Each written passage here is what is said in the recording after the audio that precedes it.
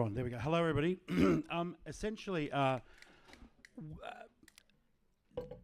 think everybody in the room who lives in television understands that marketing and television have a very specific and sort of intertwined relationship. I think to explain that, one of the things that has come up over the years, occasionally I will be asked by a television executive why a marketer or a publicist is good. And I was in a situation once with a CEO who had a PR team that was composed of a TV PR team that was composed of former film and music PRs, and I had to explain to him that his PR team was terrible. And the reason they were terrible was because film and music have specific kind of relationships with the projects that they represent, the PR campaigns. And those relationships are kind of project-based, and they are often sort of finite in their structure. There's beginnings and ends in short windows for those campaigns. Television is a very specific medium where, in my experience, I found because the show is a living production for such a long time, often with a very big show, it's that kind of rare example where the publicist who in a different medium might be working with some created elements, electronic elements, still photography, press kit materials, may not have ever been to the set of the film and almost certainly never got to the studio recording of the album. The publicist in television is very often, and the marketer very often walked onto those sets, some of them on a daily basis. So they are kind of living things, and I find TV PR, TV publicists as operators in this business are people who have a kind of functioning relationship with a living entity that is artistic. That's kind of the 10-second kind of intro to why I think TV PR has a really specific kind of cadence of great value. We kind of have here a great brains trust for the medium. Brendan, the writer, creator, and executive producer of Sherlock and Daughter. Judy is the VP of Strategy, Communications and Stakeholder Relationships for the Toronto International Film Festival. And Alan is the Chairman of Entertainment for Rogers & Cowan, which is like the world's, one of the great monoliths of global PR. It's a formidable entity. I've spent many a time either in discussion or butting heads with your employees. Maybe just to kick us off, I feel like in 2025 we have this sort of imagined notion that the landscape is shifting around us and that everything is changing and that nothing that we knew makes sense and that we're sort of all meant to be struggling with new rule books. You guys, just by way of kind of stepping us into this, do you want to take in order perhaps an answer to the idea that is this a new game that we find ourselves playing, or is the board reshaping itself but the game remains the same? What does PR and marketing in 2025 look like?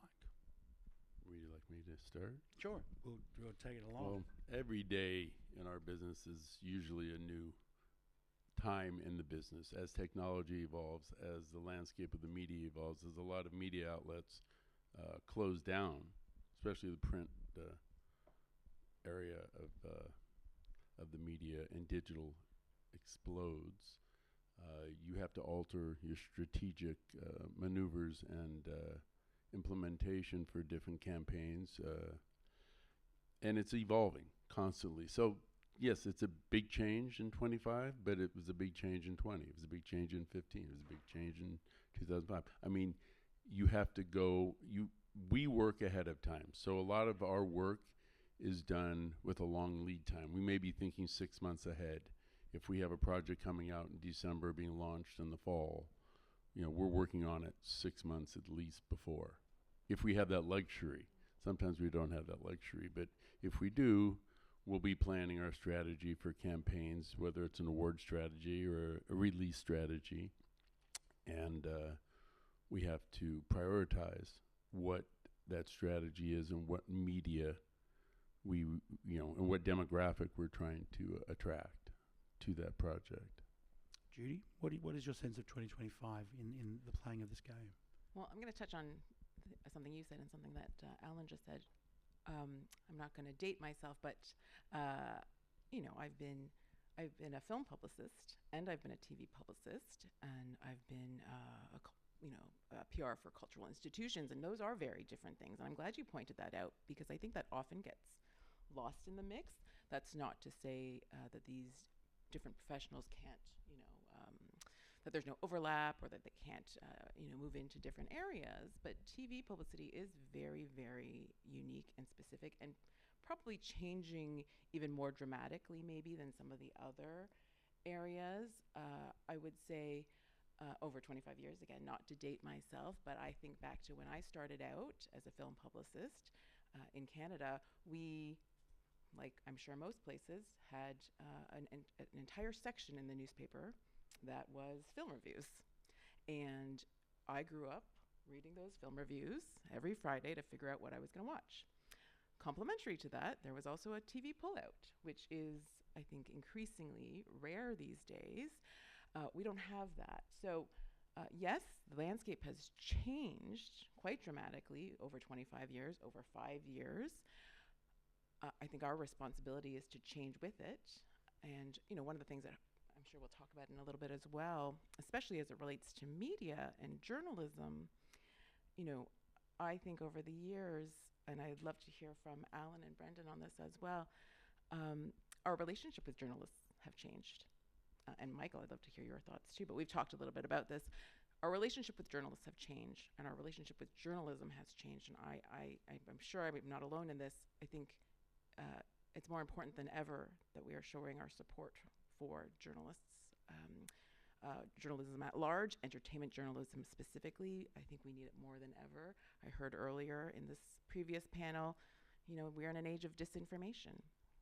So even though we might be talking about a festival or a TV series or a film or whatever it is, how it is talked about and how it finds an audience and how it finds someone who it resonates with, that is, that's what we're here to talk about, and that needs to be something that we prioritize overall. Brendan, opening thoughts? I think it's such an interesting time, because firstly what Alan in particular said is absolutely true, that what we do takes years to get to a screen. So there's no excuse for someone saying sort of, oh, now we have to do PR. You've got a long lead into it, and that planning period is often not used very well. But the more you can get a jump on that, the better. So on one side of it, long-term planning is great. But on the other side, the difference between now and 5 years ago, 10 years ago, I came out of journalism, and I think we're incredibly lucky, particularly in TV, to have some fantastic trade journalists. And a lot of these men and women have sort of cut their teeth in other forms of journalism, but they're good. They have a really tough job, which is that they're surrounded by crazy storytellers, all of whom want to tell a crazy story about how good their show is. And that's our job too, but their job is to filter out what's real, what isn't, what has some substance. Do people really like this? Do they not? And the big difference between now and even a handful of years ago is that there can be one or two events or one specific review or someone liking something, which if that goes through the funnel of decent social media, and I'm not talking about one big influencer, I'm not a big fan of everyone chasing some, the shiny face of today, but all of our films have a small army of people, of known actors, of cast, of crew, of our producers, all of that. If that can be harnessed in a very specific amount of time, particularly if you have this issue of, oh, we just got a great review, or some one event has happened. So talking specifically Sherlock and Daughter, and great to see Starlings in the house, the lead producers of that. So it did. We were very fortunate that it did very well on CW as its launch in America, doing very well. At the end of its first run, we get a very fast deal to go on to HBO Max, and there's not a lot of pondering. It's like bang, it's there.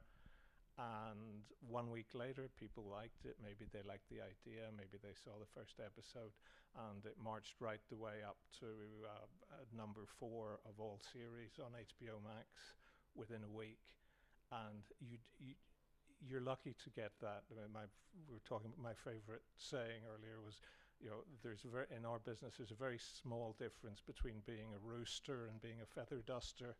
So when you get that opportunity to be a rooster, you have to make sure that people know about it, and it's a much shorter lead time. You have to turn on a dime and get everyone trumpeting online to make sure everyone knows that it's done well, because you can obviously on any chart, but particularly on a streamer's chart, you can go up and down in 5 minutes. So effectively, if that happens, it's the difference between leaping on your frame grab to make sure that people know that that's where you are in the chart, and then engaging engaging great journalists. Like the guys at Variety won't, you know, print what they think is fluff. So delivering to them, here are the statistics on the background, but here is also an image saying how well it's doing on HBO Max, and that in turn becomes a self-perpetuating virtuous circle rather than a vicious circle. So Alan, in a era, I think, to touch on something Judy just started talking about, this idea of kind of sort of the decline of journalism and the evaporation of trust. I think historically we always saw, quote, the PR man or the PR game as a sort of, it's a combination of sort of circus ringmaster, there's sleight of hand, there was something kind of about creating an illusion in the midst of the story. How much in 2025 is trust now on the table? How much does authenticity matter? What in the modern iteration of PR, how much has the sort of the frills either become unnecessary or contrary to purpose in a way, in a market where I think the audience is hungry to connect with things that they believe and they understand? Well, first of all, it's not a PR game, it's a PR business. Yeah. And you have to treat it as a business. And we're in a business of entertainment. And we also are in the same side. I know people don't understand this, but we are actually on the same side as the media. Our job, if you break it down to basics, is to help the media get information or access that they don't have and that they want, as we want to sell our product, whether it be talent, whether it be a film, television, music, whatever it may be. And it doesn't always go hand in hand. The landscape is such, I do believe that you're only as good as your word, and the key to success in the public relations business is honesty and integrity. I know those are two adjectives not usually used when you're describing the PR business or the relationship with the media, but the fact of it is, the strength of us and our business is not necessarily just our clientele. It's actually our relationship with the media. Without a relationship that's strong and credible with a journalist, our word's nothing. And if they don't trust us and our word, then we're not servicing our client properly, because there's two aspects of our business. We want to get you to write something about our client, hopefully positive and supportive, but there's also information that you need to do your job, and we have to understand that. And the PR representatives that understand that are the ones that stay in business a long time. And it's not always positive, and it's not always great, and it's not always successful, but I have to go back to that journalist after I said no to him or her on one client and ask a favor for another client. So it's a long game. It's not a short game. It's a long game. And you have to have that integrity and connection with the entities, both the media and the publicist, to achieve success. And it's not smoke and mirrors. Sometimes it can be, but you know what we're doing. We know you know what we're doing, and we still do it, and sometimes successfully and sometimes not, and that's okay. But we have a job to do, as do you, and we understand your job, and that allows us to do our job better and more effectively, I think. Judy, you have a festival that is seeking to make its noise in the space, but the festival's composed of a multitude of projects that are individually seeking to make noise in the space. And the space, I think, in this day and age is the noisiest it's ever been. I feel like we are in the era of unlimited channels and unlimited pieces of content. We're kind of, as consumers, we're under siege a little bit. How do you take a suite of content into the noise machine and try to give it its voice? What are the kind of, are there barriers? Are there tricks to the trade? Is there a way to do it, or is it kind of an ever changing kind of, you know, assembly of pieces around you? That's a really great question. Before I answer that, I'm going to say, Alan, thank you for clarifying, I think, what public relations is. I think sometimes when we use acronyms, we kind of like dilute the meaning, or we seem to forget what it is the thing is. And I think we often forget the relations part of public relations. And I think this work is widely misunderstood, even by some of us who are in the profession.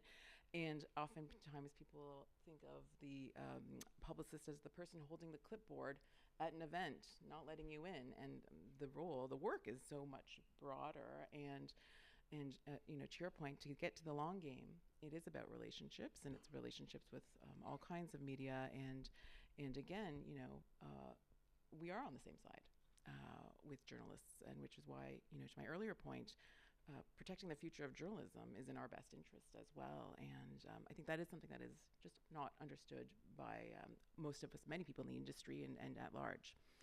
To answer your question, and maybe specifically from a festival's perspective, yeah, it is noisier than ever.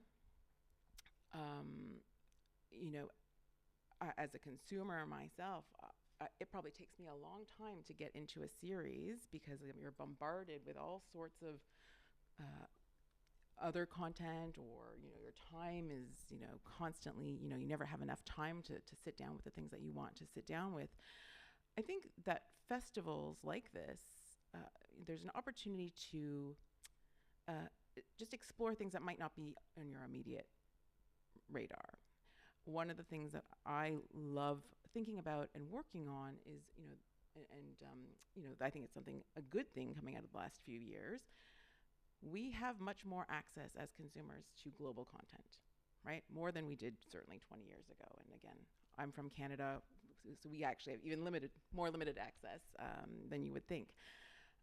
Festivals are a great place to explore global content, right? Whether it's going to make it to your country or not, you can at least have your interest piqued. If you're a producer traveling the world with your content, you know, you have to be laser focused in terms of who your audience is. I think that's you know, a fair point, but I think you have to also acknowledge that you might find audiences you didn't plan for, right? The story that you put on screen might find an audience at a festival that you just didn't anticipate. So then how do you pivot quickly to, you know, meet them where they are? And then further to that, something that we were talking about earlier, the shelf life. You know, it's a much longer game now than it was. So whether you're talking about a series in its first season or its third season or its 8th season, you know, working with a PR team, you know, to help build a new message every time, that's one thing. But what about when that show premieres on a streaming service 10 years from now? I think a lot about Grey's Anatomy, which I actually stopped watching because it was too stressful for me to watch. But that show is, what, 19 seasons, 20 seasons? And they have probably, you know, half a dozen generations of viewers coming back to it again and again. And you know, if you're that producer, you know, 20 years ago, how could you have predicted this? You couldn't, but you could maybe have the building blocks in place. And so I think that's one of the things that producers now should be thinking about, you know, what kind of photography, right? What kind of global audience can I anticipate? How do I prepare? How do I create a bit of a foundation for that audience to find its way to me? Brendan, as a producer, I want to ask you one thing that came up a little bit in our pre-discussion. One of the things, I mean, I write for a 190-year-old newspaper. We still produce a dedicated film section and a dedicated television section, so we are content hungry. And I think the imagined reality is that we have this army of publicists all screaming to get to us, and to an extent that's true, but I also think in 2025 one of the things we come up against a lot is the idea that, you know, Netflix as an example has a big slate. That slate doesn't get as much love as people think it does. In actual fact, Netflix has a specific way. In fact, a lot of modern companies have a very specific way of managing their streaming content, in which they will prioritize 2 titles in a month and leave the other dozen adrift.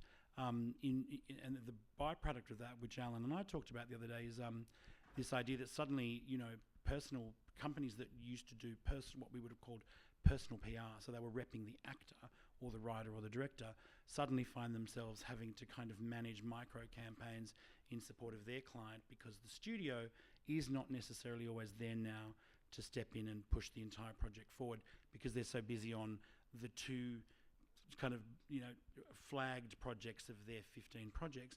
As a producer of a show, when you take it to market, what is the reality of dealing with a platform that is taking your show out? Is the platform always there for you? And if the platform isn't there for you in various markets around the world, to what extent do you now, as a producer, have to bring into your producing strategy the notion that in-house PR or whatever that is it has to become part of the puzzle now? Because what used to be the case, that the broadcaster would simply say, we'll take it from you, our team will push it out. The reality is that team isn't always there now. Yeah, I think it's a huge issue for all producers. I mean, I was an EP, so I wasn't on that particular one. I wasn't doing the heavy lifting. But the reality is that I think you have to regard anything that a streamer is doing for your show as a bonus. I don't think it's not their job to make your show a hit. It's entirely down to you, and they can bring their muscle to it, which is great, and as they should do. But they will always have their own focus. I mean, for us on Sherlock and Daughter, it was great to see Blue Hunt, who was our young female lead opposite David Thewlis, and Blue was working with, I think, about 70 local US broadcasters, you know, the guys who do the news and the weather and the local cat stuck up a tree story, whatever it is. They're very rooted in their locality. And she was doing interviews every 10 minutes for one day, and obviously hitting the same points, and she did it like a trooper, and that made a tremendous difference to the launch. But otherwise, streamers even broadcasters tend to think, you know, well, you know, we ran the 30-second ad 4 more times.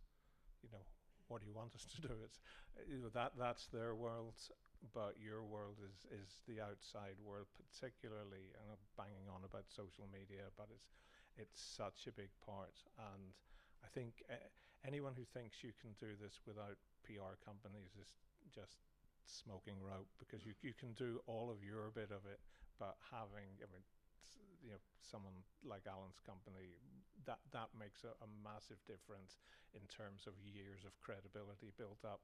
But the flip side of that is that if you want, you know, if it's a good rating on Rotten Tomatoes, they have what, about 1,000 accredited reviewers, you know, some of whom are, you know, living in their grandma's basement and so on, but they've all proven that they have something of a following.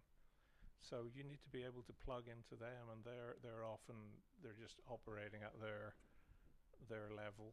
So you can't spin a turkey into a success, but you can certainly make sure that everyone knows every little piece of success you have. You asked something very specific about you know, one of the best broadcasters, I think, around there, SBS in Australia, just know what they're doing. They absolutely understand their audience, and they did something really interesting that I was very grateful for. one of the weird flips in time, particularly if you're a writer producer, is that you can write something X years ago and it will pop up and have a life somewhere else. So utterly by coincidence, I had 3 series, all of which came on SBS within 2 weeks. And so I was sitting thinking, ooh, so that's nice. That's never happened again. Like Halley's Comet probably will never happen again. But they were smart enough to reach out and say, well, that's a story. So let's do a piece on, so we can mention all 3 of these shows, which are very different shows.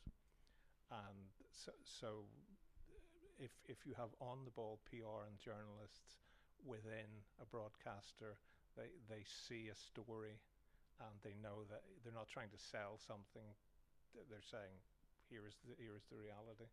So and the show did very well for them, and I don't know if those 2 things were connected or not, but you can see it's back to that virtuous circle, and exactly what my fellow speakers said, that it takes a long time to build up credibility, but there's always a new reviewer, you talked about specialism, finding your audience. Someone I saw online ran an online group about vintage typewriters, and they got very excited because at Sherlock Holmes in the back of Baker Street there was a typewriter in the background. I said, I think that's an A340 from 1905, and they said this is happening in 1896. But it was fantastic. So there's little buzz. I'm not saying that sort of vintage typewriter fans are the road to the future, but that was one little subset who found a way of engaging, and there's 50,000 of them out there if you reach out to them. I bought a manual portable Olivetti typewriter several years ago. I showed it to my godson. It made no sense to him. I used it once. I ordered carbon paper from Amazon. I was terribly excited. I made a typo in the first sentence. I was like, what am I even doing? And of course now it's a living room decoration, but I do love it. We'll use it in season 2.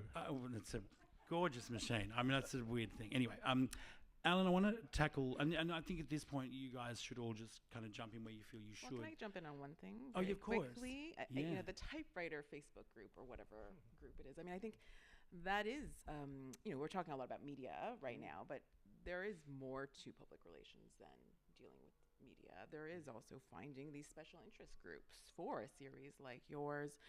The other thing, so I think that is one of the big changes, I would say, over the past X number of years, right? With the rise of social media, it's not just that people are tweeting what they like or don't like, but that there are these other forums for people to discuss. And I think one of the big forums that we didn't talk about earlier, and I almost feel is under the radar in some ways, is Letterboxd.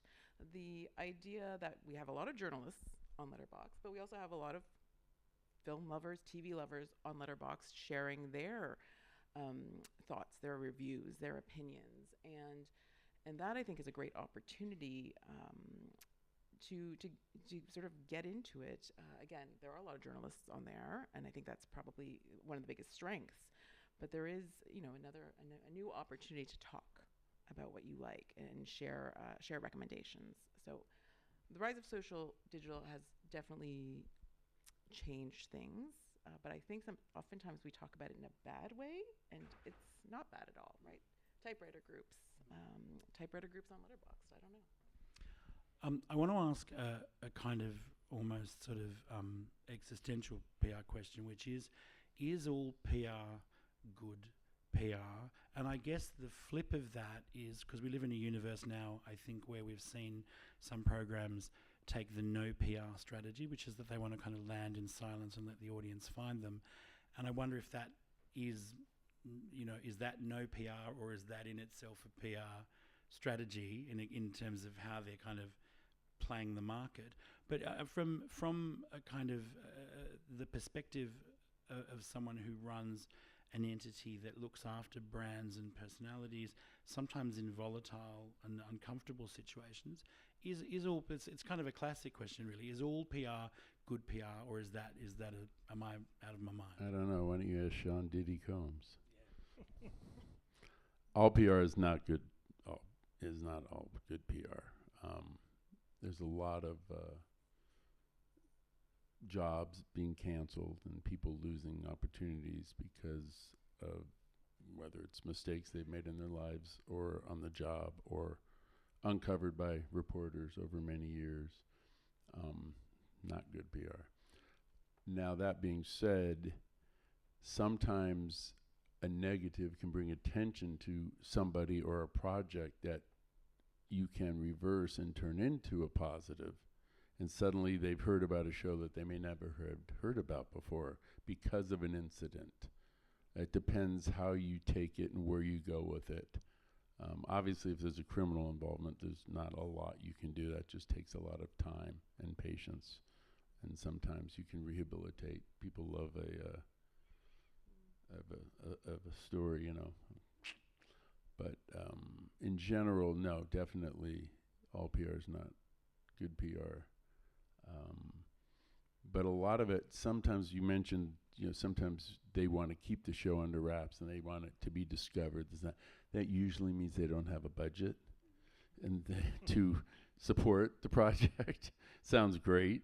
Yeah, we're really good, but you'll discover it on your own. It's very rare. Although some shows I know live on network television, let's say in the United States, and they get no love from the audience, and they go away for a while. They come out on a streamer, and they're a huge hit. I think Breaking Bad was one of those, wasn't it? Fox had it, and I mean, you can discover. The audience discovers good material. They do. Do they need help? Absolutely, because it's so convoluted. The marketplace is oversaturated with content and material. And television as it is today is not television as we know it anymore. I mean, this festival is a perfect indication of how the trends of television have changed. You're going to see a feature film at some point debut at the Monte-Carlo Television Festival. There's no doubt about it, because that's what the streamers are doing. That's where the talent is gravitating toward. And it's all television at the end of the day. No one's going to say Netflix and Amazon and, you know, Apple. They're not. It's television. Those are television networks, basically, even though they're studios as well. But that falls under television. Television is a larger playing field now than it's ever been, which is really exciting. It's very exciting. Films are very, you know, well, if you look at bottom lines for these studios, I think I was just reading about Warner Brothers Discovery, and what happens with a hit film or a film that doesn't do well matters very little to the bottom line. But television, on the other side, keeps it afloat and keeps it going. So television is more important, I think, now than ever in the entire entertainment industry. And it will continue to evolve and grow. And festivals like this and other festivals like Toronto, which is just one of my favorite festivals, because it launches the awards season for us on the film side, and we love it. And they love their film, as everyone here loves the content that is delivered here at this festival. So it's an exciting time, actually. But you can rise above. The cream does rise to the top. And that goes back to what Brendan says. It's really, you have to make a hit show. You make a really good show, it'll find a place for it. It may take time, because you may not have a budget to have an outside PR firm take it under its wing and nurture it and babysit it and let it evolve through teenage life and on to maturity. But that's a luxury. But if you don't make it, we're good. We're not that good. That was brutal honesty. We're good, It but not was that Brutal good. honesty. Can I just say, Of course. you know, I think you're right. You know, I think all festivals, whether they are film or TV or other, they are mixing it up a little bit, right? So we probably will see a feature here. At Toronto, we've had a series program for going on a decade, and I think when it was initially kicked off, it was a little bit, what is this? Because the nature of watching a film is very different from watching a couple of episodes of a show you've not heard of yet. So, but the audience is, I'm not going to say that they're the same, but they can be attracted to the same things. And you can build buzz, to use that terrible term, in a very similar way. So I think we will continue. I think we'll see that in a lot of places. I think that's a huge benefit to producers to be able to move their projects across some of these, different lines that we've seen in the past. I want to tackle, before we open it to the floor, I want to tackle a kind of practical question, which is that if in this audience we're talking to program makers who are dealing with a combination of factors, and that is that they want to launch a program, it's a noisy market. I feel like one of the things we kind of all keep coming back to is this idea of asset creation. You mentioned before for the importance of photography. We talked the other day, I was telling Alan about a couple of moments I've had with very big studios that I won't name, but who are launching television programs made for hundreds of millions of dollars with really, really limited and poor quality photography. And you kind of sit there going, how can the question becomes, how can you make a $200 million show and not find $2,500 to create a half-day photo shoot to actually create images to support this? So in a sense, I feel like what we're getting to is kind of, it even taps the long shelf life of content, asset creation, and we're talking about the idea of shooting a photo kit, creating video, kind of understanding what the social assets will be, what the kind of physical material will be. What is your sense of how important an asset strategy has become, even in terms of, we talked the other day about the idea, I'd sort of said to you that, the idea of a cover is still such powerful currency in the market, and you, I think, made a fantastic point to me, which is it's not necessarily the cover story that hooks the audience, but in fact for the PR strategy, it's the relationship the audience will have to a single large format, beautiful photograph on a newspaper page that will catch their eye, that triggers something. What does that look like in 2025? How conscious are or should program makers be around the notion that assets need to be created and that part of a budget needs to be allocated to create those assets? It's really important, and it's thinking out of the box ahead of time, because a lot of times you have actors that are working at a specific amount of time and days that they've been hired. For example, like we have a show called The Agency for Paramount Plus, I think it is, and Michael Fassbender, Richard Gere, Jeffrey Wright. These are very busy actors. So you're not going to get them all together again after they leave London where they're shooting. So what you have to do is get the assets, gather it, invest not a lot of money. It's a half a day shoot individuals, shoot group shots, and you have your foundation, because you're not going to have them. So the audience, the mentality of the audience is they don't open up magazines and newspapers. They don't really read at the end of the day. But what gathers their attention is that image, whether it's on the cover. Magazines, it is the cover. It's really not the story. 5 people, the client reads the story, the agents and managers and the publicists, and correct any maybe misgivings or incorrect information with the journalist. That's about it. Killing me.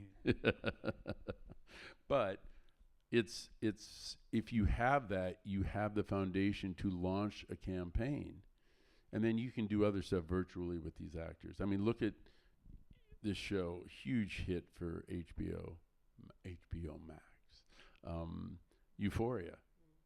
They've created 4 amazing film careers from that cast: Coleman Domingo, Sydney Sweeney, Jacob Elordi, and Zendaya. These people are very busy. So they're not going to be around once that season 3 airs next year. They're not going to be around, so you have to gather up as much as you can while you have them during production. And that's why photography is really important, because that's what you have, and that's really what's going to help the audience gravitate toward that project once it airs. This is largely a visual medium, so it makes sense to have as much photography as possible. I'll also say I think written synopses, log lines, more than you think is also helpful. Again, thinking about a longer game than maybe you're thinking about during production, but absolutely agree. It's very tricky to get everybody that you need together, even, while shooting, never mind later. So get as much as you can when you can. I have worked on shows where the photography was this much, and, we have to spend a lot of time arguing for it. And I think one of the big turning points in recent years is, Netflix does this. I think a lot of the streamers do it now. They are, cultivating your homepage based on what you've watched, what you've liked, what you've not liked. So they can only do that well if they have assets, right? If they have all kinds of photography to choose from, they can now, figure out, okay, I like whatever kind of show with whatever kind of hero image or not, and that will drive me to that show maybe, or drive me closer. So I think, again, we're, thinking about the long game, thinking about audiences or opportunities that you didn't anticipate while you got this thing off the ground, translates into as much photography as you can for an unidentified audience in the future. Yeah, I think one of the big challenges if you're working outside of the US studio broadcaster system is that we're often working at this terrific clip when we're shooting. We're block shooting. We're shooting with the shortest amount of time to get something of high quality. So it's always, or by many people, it's regarded as a terrible botheration that we're banging out X pages a day, whatever, 8 pages sometimes in a day, and that's right at the level that you can get quality and get your actors to do their best job. And then if someone's popping in for it, it's just half a day, and we'll have some nice chats with the actors. You need to somehow hold those two things together. It's not an extra, it's not a nice to have, it's absolutely as necessary as the scene which you're currently filming and tutting about being interrupted on. So that requires a lot of planning and a bit of flexibility. I think that also applies to actors. It used to be that an actor's involvement in publicity would simply be it's written into their contract. But now it's not. You don't want to pull rank on some of your great hardworking talent. It says here that that is not going to be the way to a long and happy relationship. So you need to get them on board, even though they're often off, particularly in the independent world, they're off to their next job 30 seconds after they leave set. So capture everything you can. I'd say the biggest thing, all of us at some point are trying to make the best of a fairly modest budget, no matter what that is, whether it's on an iPhone or if it's something of a hefty budget. And in that case, if you only can do one thing, I think if you get one amazing image which becomes your signature image, no one has an excuse for not doing that. I think you need a lot more collateral, as you were saying, but that one image. So for Sherlock and Daughter, there's a great image of a rather concerned, fatherly looking Sherlock, David Thewlis, and daughter, Blue Hunt. And there are actually two versions of it. One version has Blue slightly more smiley, slightly more looking at the camera, and there's another version where they're looking very serious and in danger. But it's the same, it's just two very subtle differences. So I talked to one of our distributors about it, and I said, sort of, isn't she a little bit smiley? I said, that's perfect, because this one's going for the younger audience who want the fun and the adventure, and the other one's going for the slightly more HBO. We are, are they father and daughter? What's going on?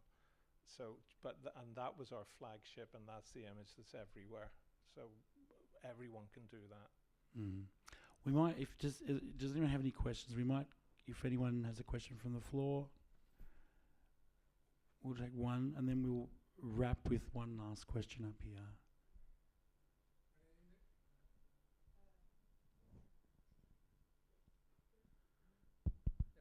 My name is Leif Holst-Jensen. I'm participating in the next panel on AI, and I was out for 5 minutes here, but I haven't heard you saying anything about the impact of the AI to the marketing side, and I think it's going to be tremendous. And I know it's tremendous already.